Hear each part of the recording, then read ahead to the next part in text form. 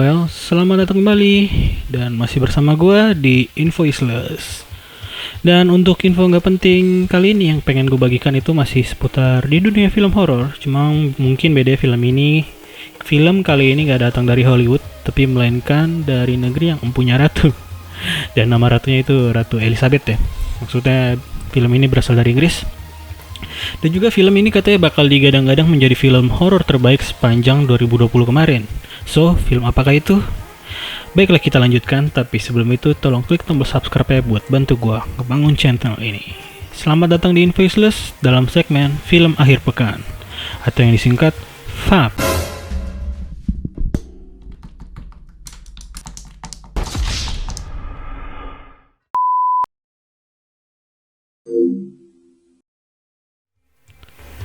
Dan judul film yang bakal gue bagikan kali ini adalah judulnya Host. Dan mungkin kalian akan mengalami sedikit kebingungan dan agak-agak ketukar sama judul yang mirip-mirip gitu. Judul film yang mirip kayak The Host gitu. Yang mungkin entah The Host itu versi Amerikinya atau versi Koreanya mungkin kan ketukar dengan film itu. Jadi yang kali ini akan gue bahas adalah Host. Host aja nggak pakai D ya. Ya pokoknya yang ada gambar badaknya. Jadi film Host ini adalah film yang bertipe found footage gitu, atau yang biasanya gue sebut tuh film low budgeting. Maksudnya kalau kalian pernah nonton film yang penyuguhan gambarnya tuh kayak film Paranormal Activity, Blair Witch Project, REC, Searching, dan lain-lain. Nah maksudnya tuh kayak gitu. Tapi walaupun low budget, soal kualitas mah belum tentu low juga ya, karena banyak film yang kayak gini-gini tuh juga bagus, kayak film yang gue sebutin barusan, Paranormal Activity gitu kan. Jadi pokoknya inti dari deskripsi itu sendiri dari found footage, artinya tuh kayak yang si pengambil gambar atau kameramennya itu seolah-olah juga ikut merasakan kejadian yang terjadi dalam cerita film tersebut gitu loh. Kadang tuh juga digambarkan dengan POV ya, point of view dari kameramennya, dan kadang juga enggak. Jadi film ini tuh disutradarai oleh Rob Savage dengan skrip yang ditulis oleh Rob Savage sendiri dan juga dibantu Gemma Harley dan Jed Shepard. Dan kalau kalian tanya siapa mereka, jujur gue juga gak kenal ya. Soalnya mah gue nonton aja. Tapi harus diapresiasi kerja keras mereka gitu, membuat karya yang sebagus ini gitu loh, yang katanya juga bakal digadang film horor terbaik 2020. Jadi film ini diperankan oleh Hailey Bishop, Jemma Moore, Emma Lewis, Radina Drandova, dan Carolina Ward. Dan for your information ya, seperti kebanyakan di antara mereka tuh bukan aktris-aktris kawakan gitu, tapi kayak amatir aktris gitu, atau kayak misalkan mereka tuh memang pemain teater atau gua nggak tahu, tapi yang pasti mereka bukan aktris kawakan gitu yang sering muncul di film-film bagus besar layar lebar. Tapi biarpun begitu menurut gua sih tetap acting mereka tuh dapet ya. Dan ya juga gue pengen ngasih tahu mereka semua ini juga memakai nama asli mereka ya di film ini, kayak Hailey itu ya nama peran di filmnya Hailey, Jemma ya Jemma, dan seterusnya gitu. Mungkin itu dilakukan seperti supaya seolah-olah tuh emang film ini terasa sangat real gitu dan benar-benar terjadi.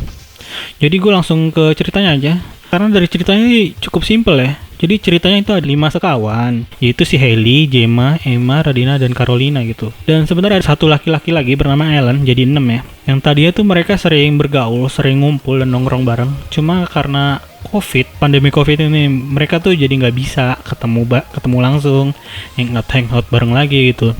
Jadi mereka ketemu tuh cuma lewat ya aplikasi yang sangat kita cintai saat ini, yaitu namanya Zoom gitu. Jadi cerita horor itu dimulai saat mereka berlima ini memutuskan untuk melakukan yang hal-hal nggak biasa gitu, ya untuk seru-seruan kan, karena secara mereka nggak pernah ketemu bersama gitu, melakukan hangout bareng kemana-kemana dan melakukan keseru-seruan. Jadi mereka punya ide gitu loh. Jadi mereka tuh ide. Jadi idenya ini adalah mereka tuh di Zoom main jelangkung. Coba kalian bayangin ya, itu kan goblok banget gitu loh. Main manggil-manggil arwah itu kan serem ya. Kalau langsung aja serem, tapi mereka coba-coba lewat via online gitu kan. Hal bego aja gitu loh. Mereka emang goks gitu. Jadi emang awalnya sih nggak terjadi apa-apa ya sama mereka ketika mereka memanggil arwah itu gitu loh, dan dipandu oleh seorang dukun. Ya nggak apa-apa, sebenarnya tuh awalnya nggak apa-apa, nggak terjadi apa-apa. Tapi kalau kalian nonton, sebenarnya itu udah terjadi apa-apa ya. Nah, cuma mereka nggak sadar ada sesuatu hal yang aneh. Kalau kalian nonton itu ada sesuatu hal yang aneh terjadi, tapi mereka nggak sadar. Dan kisah itu mulai serem lagi diperparah sama si salah satu di antara mereka yang namanya Jema itu ngelewein gitu loh, kayak pura-pura kesurupan. Memang Jema ini orangnya mungkin skeptis ya. Jadi si Jema ini ngide pura-pura kesurupan yang padahal udah diwanti-wanti tuh sama si dukunnya. Supaya jangan macam-macam dan harus respect gitu sama makhluk lain. Makhluk lain dalam tanda kutip ya. Dan terus ya terjadi deh. Emang bener kejadi gitu ya. Hal-hal aneh tuh mulai muncul ya. Dimulai dari bangku si Haley itu gerak sendiri. Kayak poltergeist gitu. Terus yang gelas minum Emma yang di depannya itu tiba-tiba pecah sendiri gitu loh. Dan terakhir yang paling creepy itu muncul penampakan di lotengnya rumah Caroline. Itu serem banget dah. Jadi yang tadinya Gemma itu emang suka ngelewein dukun, sekarang tuh udah panik-panik sendiri gitu loh. Malahan si Gemma ini udah nyalahin Haley kan, ketahuan panik kayak gitu. Dan Haley juga nyalain balik ke Gemma, yang lagian jangan ngelewein malah ngelewein. Dan hal ini diperburuk lagi ya ketika komunikasi sama si dukunnya itu putus. Awalnya dari Zoom-nya putus, terus si Haley itu mencoba nelpon dan bisa, kata dukunnya ya katanya ada gangguan di internet. Tapi lama-lama tuh pas dia nelpon tiba-tiba teleponnya keputus. Yang diduga itu juga adalah hasil kerjaan atau ulahnya makhluk tersebut. Ngeri kan? Lu jadi kayak pemandunya tuh hilang, lu jadi lost contact dan tersesat dan berhubungan sama makhluk goib ini yang lu bukan ahlinya. Dan menurut gue film ini yang katanya bisa digadang film horor terbaik tahun kemarin. Entah kenapa gue tuh mendapatkan sense seperti saat pertama kali gue nonton film yang namanya Paranormal Activity. Ya mungkin kalau orang super awam kayak waktu gue baru nonton itu gue masih bocil gitu loh, masih baru naik SMP dan gue juga masih awam gitu, nggak tahu nih film bla bla bla gitu loh, kayak berpikir ini film kok bisa sih kayak gini dan kayak asli gitu loh. Gue sampai bertanya-tanya sendiri ini tuh film asli atau palsu gitu. Dan mungkin kalau yang orang awam akan nonton film ini juga merasakan hal yang sama ya. Malahan gue dulu nonton Paranormal Activity itu gue sampai zikir-zikir sendiri dalam hati karena gue takut anjing.